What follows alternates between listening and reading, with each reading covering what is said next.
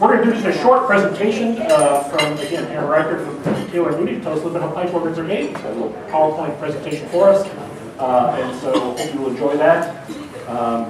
But since a couple of you have asked, yes, we are in the middle of sort of fundraising for the pipe organ. It will be installed in 2026. We have to pay Aaron a little over $2.4 million for the instrument. And we have about $2 million raised thanks to early gifts and so on. So that's very exciting. So we're closing in on that, as well as about $100,000 for some required renovations to the rear balcony to necessitate the new instrument. So that's what we're working on for the next few years. I don't have much more to say, except thank you for all of you who have given. Thank you for coming, particularly on a snowy day. And a special thanks to Aaron, who drove up from Indiana, where he's voicing an instrument, to be with us today. So, Aaron?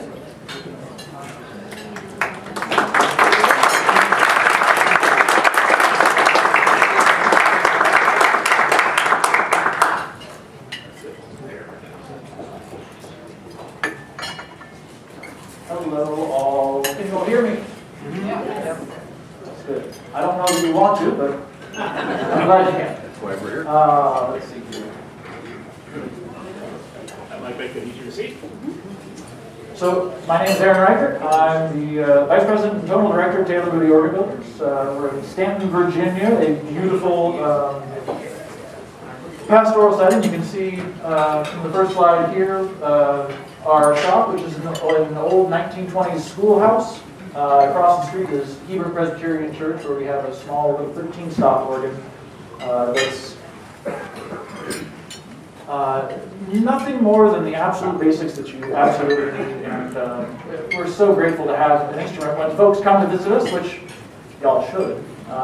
If you're ever driving down I-81 through the Shenandoah Valley in Virginia, come and stop by Taylor Boody. Say hi, I'll show you around the shop, and go see a little Taylor Boody organ over at Hebrew Presbyterian across the street.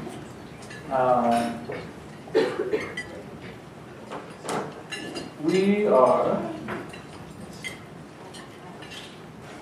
pardon me while I get set up here. So we are set up on some land. We have solar power to solar panels installed on the roof, which is, I just wanted to give you kind of an overview of who we are and where we are and what this looks like, and put some faces with this Taylor and Boody company way down in Virginia, just so you get to know us and see the quality and the exciting things that we get to do every day in, day out, building pipe organs for churches, concert halls. We have organs in many across the eastern seaboard. We have across the United States, probably the majority of our opus. We have 8 organs in Japan. We have 1 in England, and 2 already in Madison, and a third one here coming to Luther, which is super exciting. The really big one here is great. This is our wonderful view in our main setup room in the shop. We just had to put it in there because it's just such a lovely thing to work in a place where you can look out the window and go, well, I should be really working, but that's pretty beautiful. The mountains outside are pretty spectacular. We have about, give or take, how you count the part-time folks, 12 folks in the shop doing the work. You'll see John and George are the founders of the company, both of them happily retired. John does still run our sawmill and produces lots of lumber for us. We have, even now, sawing some oak that's sitting in the air dry shed, ready to, when it's time, turn into beautiful case parts for the organ here at Victor. Myself, Aaron Reichert, Robbie Lawson, and Eric Boody run the company. And then folks like Emerson and Joel are organ builders who know the trade inside and out. And pacemakers, Kelly, Larry, Andy, and BJ is one of our pipe makers along with Robbie. Nathan Boody, who's Eric's son, is fairly brilliant and does a lot of programming with CNC work and turning little bits and bobs. We have a CNC lathe, a large CNC router table that produces all sorts of voids, and you're going to see carvings and all sorts of fun things. We do lots of work by hand, but we also have some of the tools that the old guys would, from 500 years ago, that they were building organs, not dissimilar in a lot of ways to what we do today, but they would come in and they go, oh yeah, that's an organ, I know how to build that, and they'd look at these tools and they'd go, holy moly, give me that, please, that just makes your life so much easier. So we not only like to make beautifully ornamented organs, sometimes come Christmas time we'll go ahead and decorate the shop too, and so we have beautiful columns out front that often turn into candy canes at Christmas time. And BJ and Robbie are both creative folks in the pipe shop that do lots and lots of decoration and lots of fun things. Robbie will run the laser engraver and make ornaments and different plaques for dedications of things. We've done tons and tons of decorative engraving for organs and places that we've built for memorial and dedication plaques to go to all of our friends, our good clients who need something like that. So this is sort of one of our Christmas parties, and everybody getting together to eat some good salmon and John Booty's very famous blackened chicken, unintentional, I'm sure. So everybody gets together. The folks, some former employees as well there that just are good friends to come back. You can see myself, my wife, and kids on the very back row of the table there. Wave hi. In the shop, we have, this is Andy and Leah with the backing table, putting together, I believe it's the music rack for the organ that we're currently, the reason I'm able to just pop on up here is that we're installing an organ in Plymouth, Indiana, for the Poor Handmaids of Jesus Christ Mother House and Scylla Domini Chapel. Say that 5 times fast. So it's a music rack that I believe is gluing up the veneer, the decorative oak burl that goes on the front of that for that organ.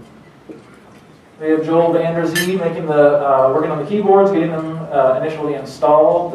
We make not every part. We buy some parts from suppliers, but mostly we want to be able to make. The important thing is that we need to be able to make everything, so that if something goes wrong, we can make another part that fixes that, or that we, if somebody makes something that's even better quality than our already fairly lofty standards, if I do say so, that we're not too proud to go ahead and buy that and use that, because we want the best quality parts and we want to be able to produce all the parts that we need in-house. And so having really excellent employees and craftspeople is really important to us.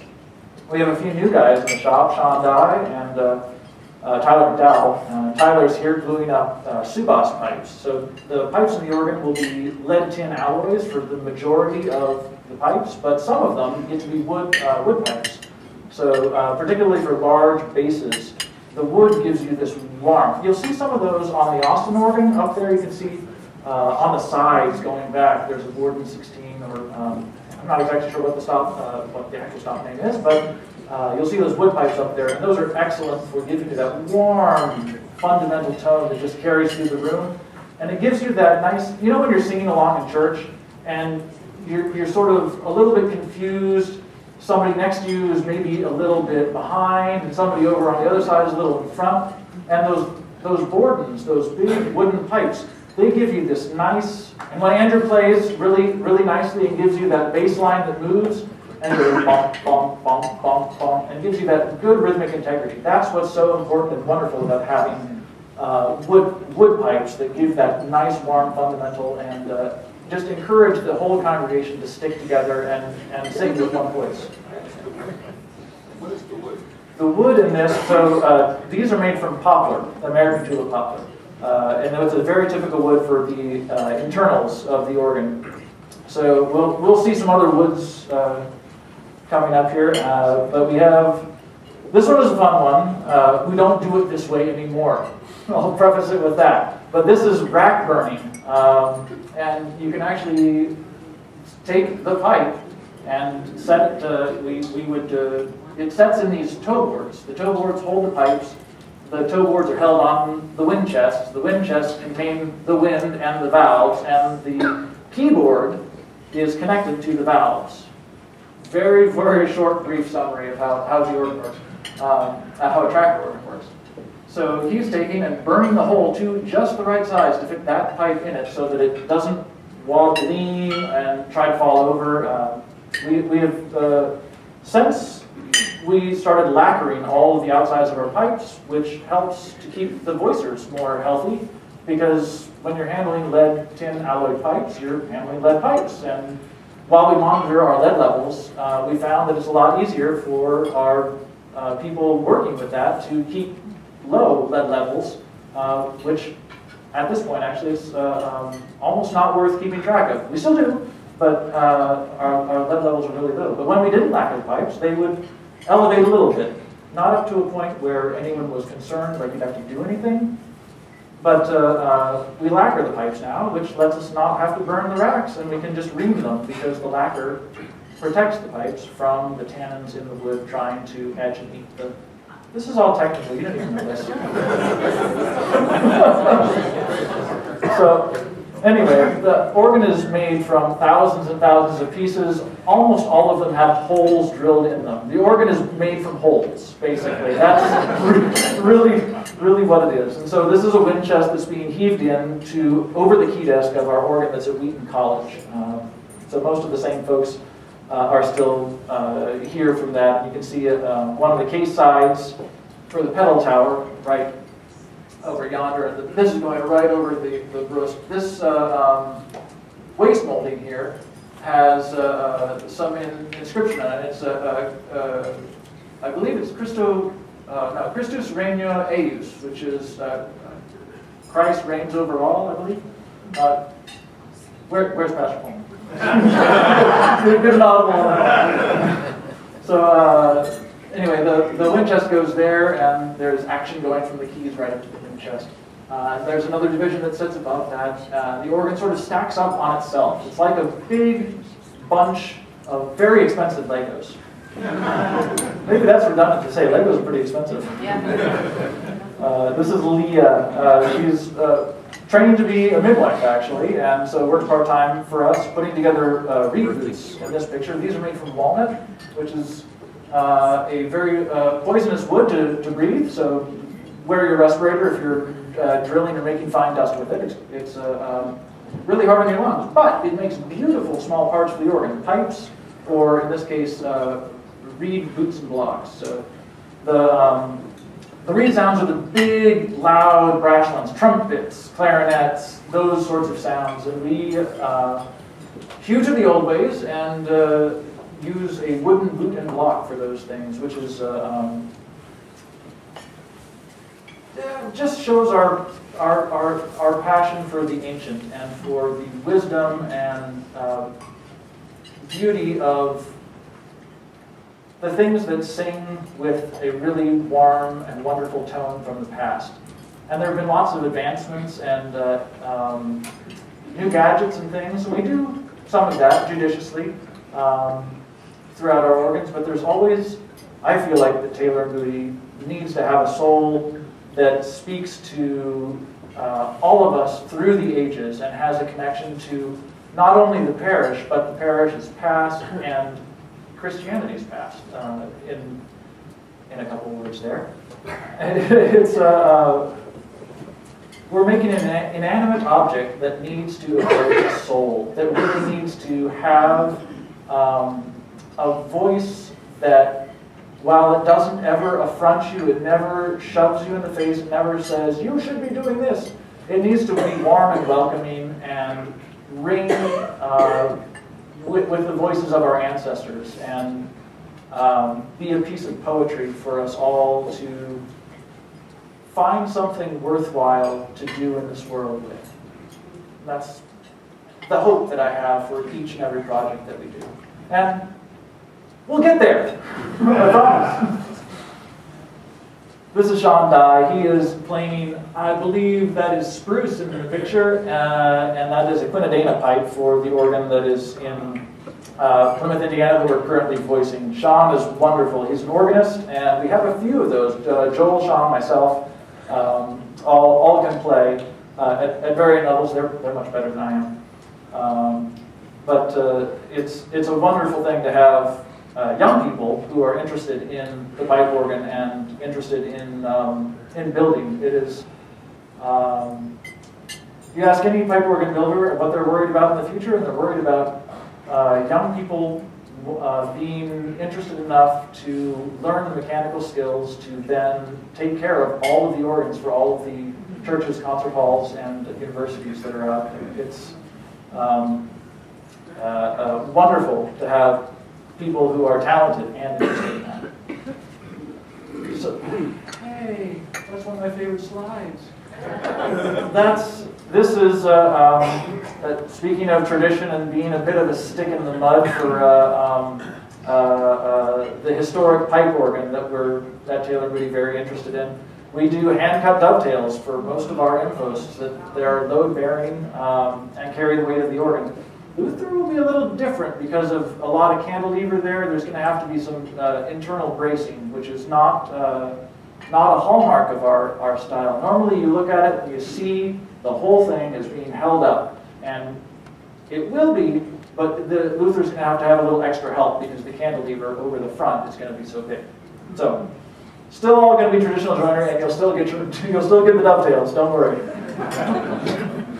Andy is here actually cleaning up those very dovetails on the back side. So these ones are through-running dovetails. You can see the dovetails sticking out the back. And so when you have, the front of the case would not get those. The front of the case would have blind dovetails. So you would then carve out, instead of sticking the dovetail through, you would carve it in, it's called blind. You wouldn't be able to see it from the front, but you would see it from the side. And it's more tricky and more beautiful, and all the woodworkers go, ooh, ah. So here's some moldings that are being, lots of moldings will be solid pieces of wood, but sometimes when they're really big, like on the Plymouth organ, I promise you'll see a picture of it very soon. They are large cove moldings in this case, and there's a form being set up here that that's the whole oak board in there is curved on the backside and glued into a form to make these giant big moldings, which takes lots and lots of hands to run all the clamps to get that there. Larry is now planing the top of the molding. That's I asked him, is that a spoke shave? To one of the guys at the shop. He goes, no, that's a cabinet scraper, Aaron. What do you? Come on. I'm not the woodworker. I do the music. So Kelly Blanton here is doing some of the finishing on that. We makes all these guys. I can't say enough about it. They're so wonderful to. They're utterly obsessive about making just the most beautiful jewelry boxes that are 3 meters wide and 2 meters deep. You know, just these huge things, and they're all just meticulously beautiful. They're as crazy as I am, I'm afraid to say. So here we have the impost now with its moldings on, set up high. This is actually up, elevated in the air, getting it onto and off of the lower case of the organ. It was quite a feat, actually, just moving these things. That impost is 6. Sorry, we work in millimeters, so I'm sorry. My imperial calculator doesn't compute. What are we? 20 foot wide, 18 foot wide. Something like that. Anyway, big impost that carries the organ. Kelly Blanton here is carving linenfold panels that go in the brustwerk section. If you can imagine the organ, I'll show you the brustwerk section, and the brust meaning the chest. And the brustwerk panels go in right there, and they are lovely indeed, all carved at the bottom and then planed up to the top. So, and you probably wonder what this organ looks like, and I think I can show you. So this is the proposal drawing we did. You saw one when you came in for the organ here that's going to be at Luther. And this is for Ancilla Domini Chapel, and it's got lots of hair on the top of it. Pretty carvings up there, and The Brustwerk doors, you can see at just underneath the impost level. Little secret here, we call these guys armpits. So you have you have the Brustwerk, the chest, and then you have the armpits, and then you have the Hauptwerk, the head. The impost is the guy that carries the weight right here across there is the impost. It distributes the load of all the wind checks and all the stuff inside of it, and then that gets carried down through the lower case to the ground. And here is the organ in its room, and without its hair yet. That's coming up in, I think, next week. And so it's kind of fun to realize, to make a drawing of something and then build it and put it in, and then you get to look at your handiwork and go, wow, that looks like what we drew. But we have, from here on in, some more carving, some of the more decorative elements, which are done. The voids on the carvings would be, we'll use the CNC router to hog out the voids, and then the other parts will just get smoothed down. We very much like to use woods that are local to us or woods that are local to our clients. And so this linden wood came directly from basswood, otherwise known as basswood, came from Plymouth, Indiana, from the very site where the organ lives now. And so having these connections between the actual wood that came from the grounds to be in the organ and built into something new for a place is one of the pleasures and joys of working with folks, is to find those connections and to build those stories and history together with a client is an absolute joy. And to get to use something like that all the sisters there can come up and say, this right here, this came from these very grounds, so that, to their family who come to visit them, whatever. That is very meaningful to me. And so you can say that the organ was, on the last slide, was sort of a dark, a warm sort of brown color, and we do some staining and glazing on the carvings to make them match. You could use oak, but a lot of oak is pretty coarse and very difficult to carve. Another decorative element here is we call them the baby heads, but angels, cherubs, will go on there. And that guy is a full, I think it's 6 inches from the forehead all the way to the back where it attaches to the organ. It's a very three-dimensional carving. A lot of fun to get to do stuff like that. Here's another one that's the dove. This is in the center on the organ. You'll see the next slide. Some of the other fun things we get to do is not only just carving them, but sometimes we get to gild them and make it all shiny and pretty.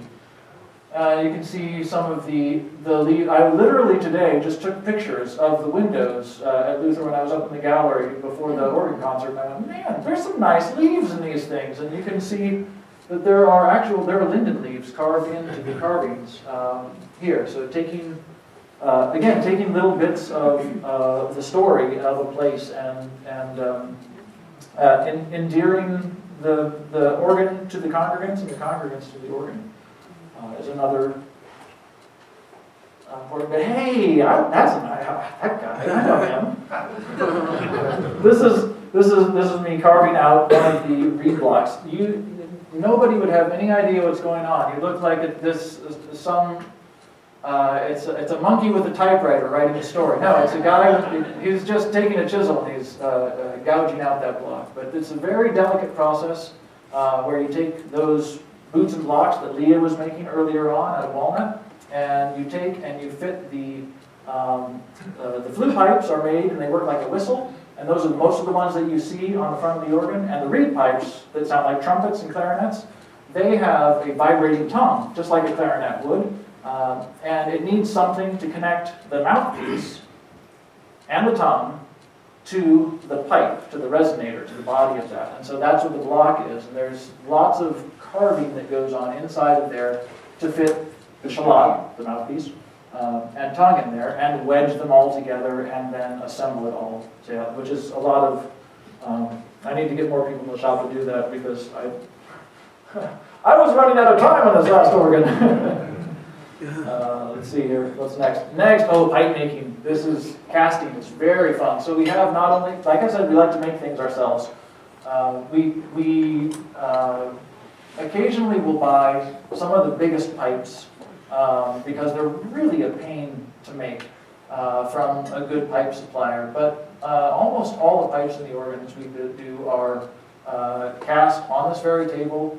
You pour the melt down lead and tin alloyed to whatever percentage you want. We use 3 different alloys. A 98% lead alloy, which is dark and sultry and just has this fundamental warmth. It just wants to wrap you up. It is the most lush kind of beautiful sound that you can imagine. And you use a few stops like that. And then you have most of the stops of the organ, which come from a 28% tin alloy, which has some beautiful lead qualities, but it also has this tin brightness and a little sparkle to the sound. And it lets you have all that beautiful upper work. Think about the end of the Vierne that we just heard upstairs, and the mixtures going, the brightness and all of that coming through, and having that tin content there makes it just dance and sparkle. And if you want something to be really bright and shiny, like say front pipes, you can use. Before I get to front pipes, I have to do this one. There's one magical place when you're casting, when you're taking something and you're pouring liquid metal across a table. It's a soapstone table with a Nomex casting cloth over top of it, so this 500 degree to 700 degree metal doesn't burn right through the table or make a real mess. This picture, that's all liquid. This is a table full of liquid, and it's just like a mirror, and it's magic, and it goes in one fraction of a second from this beautiful limpid pool of liquid metal to this dull, solid piece, and it's magic. Come to the shop. Maybe cast day is maybe not the best day to come to the shop. Trust me, it's fabulous. Once it goes from the casting cloth and on the table, we take it to our hammering machine, which is a big blue hammer. We love those guys. Any iron workers in the house may recognize Big Blue Hammer. They're out of North Carolina, and lovely, lovely pneumatic hammers. And we smash the pipe metal. We hammer it, and hammering does a couple things. It gets rid of I talked about a casting cloth. There's a cloth side to the metal, and it leaves little wrinkles and little cloth marks in the metal, which if you try to make, this is one reason doing things the old way is better. The old guys hammered all their metal, and finding out about this, John and George, the founders of the company, along with John Brumbaugh, who they worked with in the 70s, found that the hammered metal just makes a more beautiful tone than especially the cloth side of metal. The cloth side takes some of the soul and interest out of the sound. It makes it dull and sad. And so sometimes going back to the ancient technologies, even when you can do things faster and easier with modern techniques and materials, sometimes going back to the old ways is a really important thing, because it makes, if there's a good reason, if the quality of the sound is that much better. All right, we're getting to the shiny things. Here's Robbie Lawson doing some scraping on the front pipes. So the tin front pipes, they'll be cast, they'll go across the table, and then they don't get hammered. They get scraped by hand. And so Robbie's there scraping the metal for the front pipes. Then if they're big enough, you get a whole team of people, and you roll them up onto a giant mandrel. So this is about the same. I think this is a 16-foot E for our organ at Grace Church in New York. It was 65. And that pipe there, it was a monumental pain to round that stuff up. It's probably near 2 millimeters thick, more than an eighth of an inch thick at the thick end.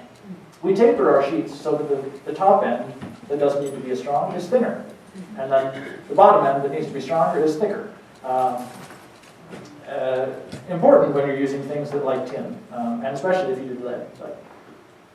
So you can also do fun decorative things. Not only can the pipes be round, but they can be faceted. So these are embossed pipes and are used to be decorative. They function, if they're made right, they function just the same way a regular pipe does, but they have all of these facets. To press those facets in, you take a mandrel that's undersized, put carpet foam around it, slide the body of the pipe on there, and then you take a burnisher and you press in each one of those facets all along the body of the pipe. Having all of those different facets on that catches the light and just makes, they're beautiful. That's why you do it. Here's the ones for the nuns organ, the Plymouth organ that we're tonal finishing now. And not only those ones, but sometimes you get to add fun gold to the mouths of the regular facade pipes that are not faceted and embossed pipes. All of these pipes have all been hand scraped, all been rounded up with 1 or 2 people, or 4 people, depending on how big the pipe is. You can see some of the facade pipes in organs like St. Andrew's here in Madison, which is a beautiful little organ that we built in, I believe, 2000. And you can see some of our other work that also has, this one has some embossed pipes. This is St. Thomas 5th Avenue in New York City. Beautiful blue doors on that organ. It's one of my very favorites. I went there and helped add the 3rd manual in 2015. And this one, you can also see the top decoration on it has lots of fun things there too, which helped be a little bit of inspiration for the decorations on the top of the Opus 83 for the nuns that we just working on. Here's another one from in town here in Madison, the St. Paul's Catholic Student Center. And also, you see a lot of family resemblance if you're looking at all of these organs. There's certain things that show up and they go, yeah, that looks like a Taylor Boody. That looks like a... we take a lot of inspiration from Germany and the Netherlands in the 16th and 17th centuries for our cases. Although many of the ones we do are well based on the rooms and decorations, especially on the rooms that you're in. This is Grace Church in New York. One of the things about building organs that are large, the way the organ for Luther will be, is that they become technically very interesting and difficult.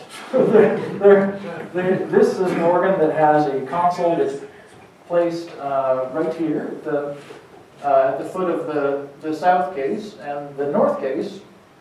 On this side, there's a tracker run, which is carbon fiber, 1.6 millimeter carbon fiber that runs from the keyboards through some mechanical devices called squares and rollers to distribute the motion of the key from the keyboard all the way under this floor, all the way over to underneath this case, and all the way up to wind chests that sit right there at that inpost level, under just above those brackets.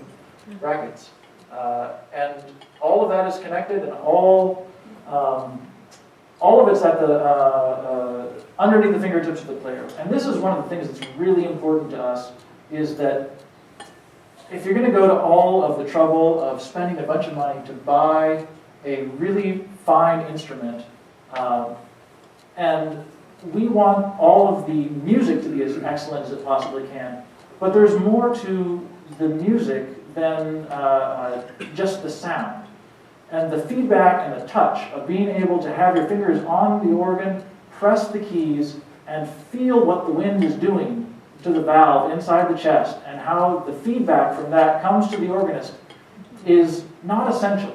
You can do without it. Or plenty of organs that are really good have been done without it. But if you have that, and if you build that in, it is a whole nother layer of nuance and musicality, and it's an invitation to make a whole extra layer of the player's best intentions and efforts come out. And sometimes it goes wrong, and sometimes they make a mistake on that, and it sounds a bit funny, and they go, oh, I screwed that up. And how like life is that, right? But it's so wonderful to have that, because when you do get that right, and when that chord works just so, you can have the player and the players, the way that emotion and feeling feeds back into their playing, it makes a difference for the person, can make a difference for the person down in the pew, to feel that engagement, that electric, that love that the player has put into all of that time and energy and nuance of that note. And so having as much available tools and connection to the instrument as you can is one of the absolute joys and pleasures when you get those things, you feel the organ and it sings back to you. Peter Krasinski is an organist up in the Boston area, and he came to Grace Church, and he was sitting there on his birthday. He had been, he had had a few drinks, I'll admit. He came and sat down and played, and he was playing on this keyboard and listening to the pipes that were right in front of him over there, and he goes, this is 55 feet of mechanical linkage, and it's so close. He just felt it right under his fingers. It was, and I just went, oh, thank you. So wonderful. So wonderful to hear that. So that's one of the things that I'm super excited about for Luther, because the organ is technically difficult, and it's going to be spectacular to feel the music in your fingers at the keyboards here. Yeah, I'm genuinely, completely excited for that. So, Grace Church has a big window and two cases divided on either side of it with lots of technical challenges to make all of that music and connection to the instrument happen. And Luther is no different in that. So we have a beautiful window here too, and an organ on either side of it, and a console set down in the center just as this one is here. And I'm afraid I have no slide of a completed organ yet, but that's what we're thinking that you've seen before. And I just like, I really like going back and forth in the slideshow and looking at, here's where we are, and we're going to have something that's just going to be totally lovely, and going to make such wonderful music and make connections from the day it's installed, from today. It's going to make a connection from today and through to when it's installed, and through to the future. And that's, can you tell I'm excited? Well, it's hard to look at this and imagine the scale. And so Robbie Lawson, one of our fabulous pipe makers, carvers, and artists at Taylor Boody, made this for us to help us get a look at the scale of the instrument. So the facade of the organ that you have now, and the one that we're going to build, has a facade of 16 feet long, 16 foot C. And but the longest pipe in the organ is going to be 32 foot C of the, is it called trombone or posauna, Andrew? I've forgotten what trombone. 32 foot concert trombone. It's, and quite the thing, as big as a city bus. And there's a person, Robbie also included in this. I do want to open all of this up for questions from you, because I can talk till I'm blue in the face, but I may not know what you all, or I may not know how to answer the questions that you haven't asked, surprisingly. So, this is just, at the very last, a 6 foot tall person standing next to the case for Luther. So, big thing. But, and pretty. So, can I open up for questions? Yes, ma'am. Aaron, can you tell us what, if anything, what's going on with the Luther Memorial Organ? What, if anything, is going on with the Luther Memorial Organ? So, there is design slated to start in the spring and in the summer and going on further, and we'll interface with Vince Micah and all of the good things going on there. The actual physical things that have been done is not too many just yet, but there is lumber that has been cut, and we have a sawmill, We're crazy. And we have got sourced beautiful white oak logs and sawed them up, and they are sitting, some of them in the log yard waiting to be sawed, and some of them sitting in our air dry shed, getting dried, waiting to the 2 years or so that they'll need to sit and dry, waiting to become lumber for the uppercase styles. And there's some really long stuff that John Moody has set aside. He said, I've got the really long lumber you need, so, which is good. It's way better to have long lumber than have to make a whole bunch of scarf joints and join lumber together. So that's a great, wonderful question. And yeah, there's stuff being done even now. Anybody else? Yes, sir. Where does the wood come from? You said that some of it's sourced on the spot, like the. So if clients have, like the basswood for the nonce carvings, if they have trees, if you all have trees, we will often use local woods that we like to do that, and otherwise we'll use wood from either our own sawmill or from local sawmills in Virginia, yeah, that will saw generally white oak for us, cherry and walnut. A lot of the poplar that we use, some of that we have sawn ourselves, but it's really not particularly efficient to do that. The poplar is an exceedingly inexpensive wood, and it makes more sense for the client and for ourselves to buy a commercial poplar. So we're certainly not above getting good wood at a good deal. I'm sure there's good wood to be had here in Wisconsin. I'm sure there is. Yeah. Cold climates are great for growing, for eating slow growth hardwoods, especially, and those tight growth rings are really nice to have, especially for casewood. It's really beautiful. If you have leaves on it, I'm all about that. Let me know. Anybody else? Yes, ma'am. I was wondering what the total weight of an organ this size would be. I'm afraid I don't have an exact weight for you. I'd have to calculate that out, but which we will be doing. Once we have all of the scaling done for the organ and figuring on the alloys that the different stops will be, we'll tot up all of that stuff so we know that the floor loading. Each case will be certainly not 20,000 pounds, but more than 10. But I can't give you a specific number on that just yet. And the particular pipe, say a 16-foot lead pipe, how Yes. much would that weigh? So most of the 16-foot long ones will be made out of tin, and they'll be more than the biggest of them will be 200, maybe 200 pounds total. So you don't have that many of them. So, but you definitely do have a significant amount of weight and load going into the building and onto the footprint. We do take that very seriously and make sure to know all the numbers before we design the floor frame and all of the things that go with that, and how it loads to the building too.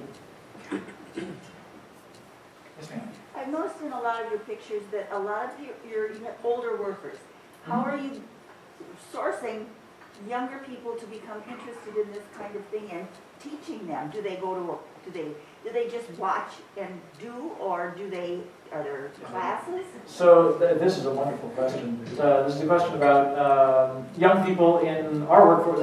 We have 3 folks on staff who are 65 and older at the moment, and we have very few. I was until recently the young guy at 40. And there's not that many folks who want to come and stay, and it is really difficult because it's a huge commitment on our end to train them because there in the States is no school to do so, and doing things the way we do and with the values that are inherent within our business means that we need to train the people ourselves to do the job the way we want it done, the way we have done it, and the way clients have come to expect it to be done from us. And we're at a very good spot to transition right now, and we have two guys who are Sean's been with us for a few, half a year, and Tyler with it for a couple of months. And so we're definitely, organ building is a passion industry. There are a lot of well-paid wives and or husbands of organ builders. And so it's not the easiest industry to find the people who are really passionate about doing those things. And some of them are woodworkers, and those are a lot easier to come by. But there need to be organ builders who are people who are a dog on a bone about chasing down that little bit of friction in that one key on the organ that's not doing like the next one. And so, and those people are fewer and far between. And I have very high hopes that Sean will be one of those guys. And Joel and myself are certainly pretty crazy about that kind of stuff. So it is a ongoing industry-wide concern. Sir. Years ago, I was fortunate to be able to visit the Chicago Theological Seminary. They have a wonderful small chapel with a very unique Baroque instrument. Uh-huh. And the organist gave tours of it after each concert on Fridays at noon. And he spoke about how this instrument is so genuine that they actually did not sand the inside of the wind chest because, as he said in his voice, he said, it causes the air to tumble and creates a more unique chiff. And those words have stuck with me because I think that what you're saying is that you really do believe that these processes and techniques that you use will yield a better result, and I would agree with you. How do you balance the desire for what we might call stylistic purity?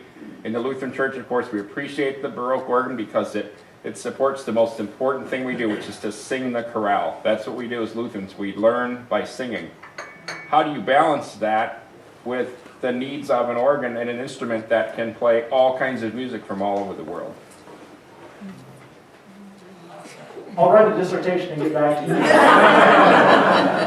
I'll see you in 2026. That's right, exactly. In brief, I don't think that this is a whole diatribe on modern organs and why to design them one way or another way. The way I think about organs and the way, the thing that I want organs to do, first of all, the organ in a sacred setting is not an orchestra to me. The organ in a sacred setting is a choir. And all of the sounds, even the ones that aren't particularly the most, some sounds are useful if they're not beautiful. We call them ugly sounds, but that would be not very helpful. They have a different quality to them, but all of the sounds that an organ that I voice, I'm looking for a vowel sound. If an organ can have a vowel sound, I know it's not a singer, but if you could have an organ that sounded like he or ha, I would choose the one that sounds like ha, because it's a vowel sound that a choir director might ask for. And so when the values of the instrument are congregational song, singing, chorales, those things I think are important to have the organ be as a chorister and have all of those choristers have their own little voices. The viol de gamba is a string sound and it's going to be a bit more tense and a bit more hand, whereas a principal or diapason is going to be more ha, and a flute is going to be more hu. And so you have all of these different sounds, but all of them come back to a core of sounding like a good chorister with enough support and with their own little voice and not taking out all of the weird idiosyncrasies that one pipe maybe doesn't want to work quite like all the rest of them. And you go, come on, you're going to work like all the rest of them. And you can force them to do that. But if you give the pipe the space to say, I am an individual pipe and I have a voice, you can't be so far out of line that it makes the music bad. The choir director's going to step on that chorister nicely. Or not. But that's the thing. So you balance this organ in having a gracious singing voice, and that does really well for chorales, that does really well for congregational song, and that does literature in so many ways really well, if not authentic to every single style. You can't do everything. But I feel like inviting the organ to sing in a beautiful way like a choir is a really solid one for a sacred setting. Sir? So in light of that question, how do you envision the sound of the new organ relative to the Austin organ? I'm not going to say anything bad about your Austin organ. The Austin organ is not the kind of sound that I would make, and it's totally fine, and it makes a beautiful sound in its own right and in its own way, and has served exceedingly well for those years. And I would harbor absolutely no resentment or grudge or saying, oh, I wish we'd gotten rid of this sooner. The organ has done excellently well for Luther. And time marches on, and new things do need to be made. This organ has lasted a lot longer than many organs do. Fashion wears out more organs than time ever will, is the old quote. And it's really true.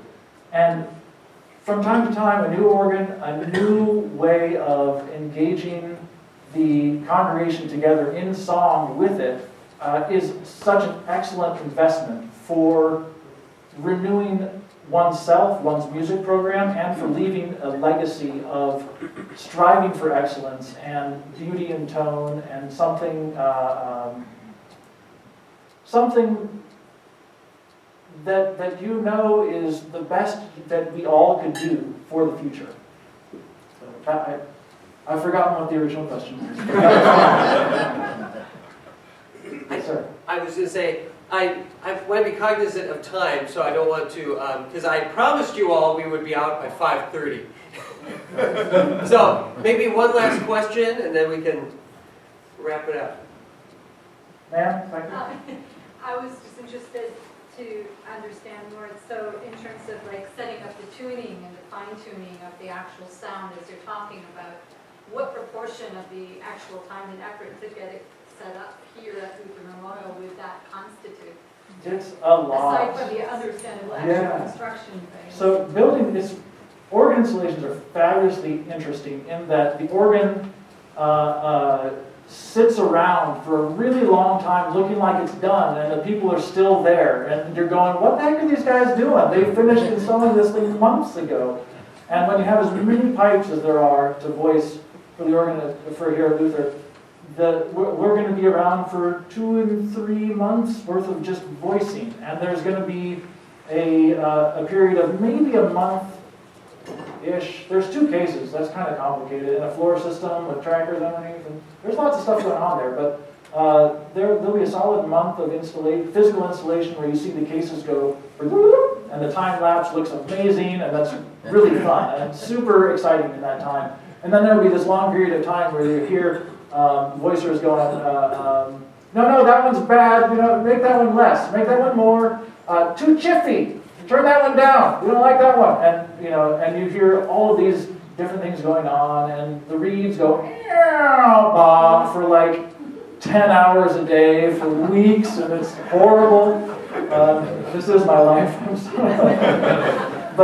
And at the end of that, you get this wonderful dedication concert where you hear this whole beautiful, and along the way, I love to do this. Along the way, we need to use the organ and listen to it at small registrations with just the things that are done with the congregation, and hear it and go and live into it. And I can sit downstairs and they can go, oh man, no way, I missed the mark on that. We need to change that. Let's bring that up. And that's one of the absolute pleasures of getting to foist myself on y'all as a community and be part of Luther for a time and listen and engage and get to live into how this organ can be such a blessing to the rest of our lives. I wasn't supposed to say blessing. I listened to the sermon this morning. Well, wonderful. Can we get a Thank you all.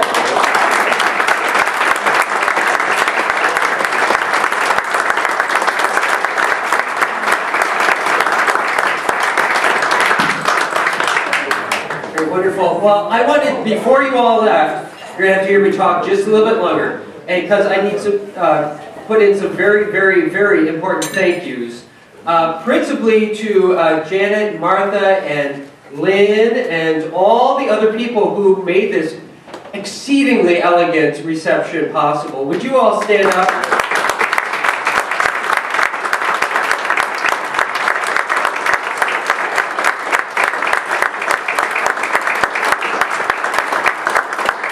I think I told you all upstairs, I asked Martha, we just want to make it an elegant affair, something, they'll want to stay. And Martha just took the bull by the horns and really made something magical. So thank you. And also, I wanted to thank everyone, and I didn't do this upstairs, who has served on the organ committee for the last few years and is still not done with their project. If you are on the organ committee, please stand up so that we can thank you.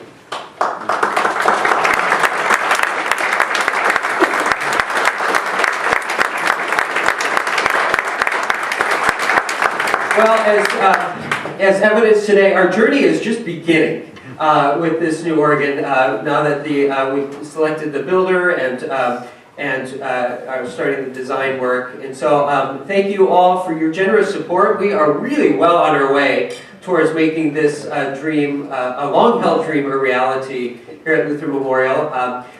Stay tuned. We're going to be doing probably a larger capital campaign to raise the remaining funds of the organ a little later this year. So you'll be hearing from us regarding that. And once again, thank you all so much for coming. It was wonderful to see a great crowd, and I hope you have a wonderful rest of your day.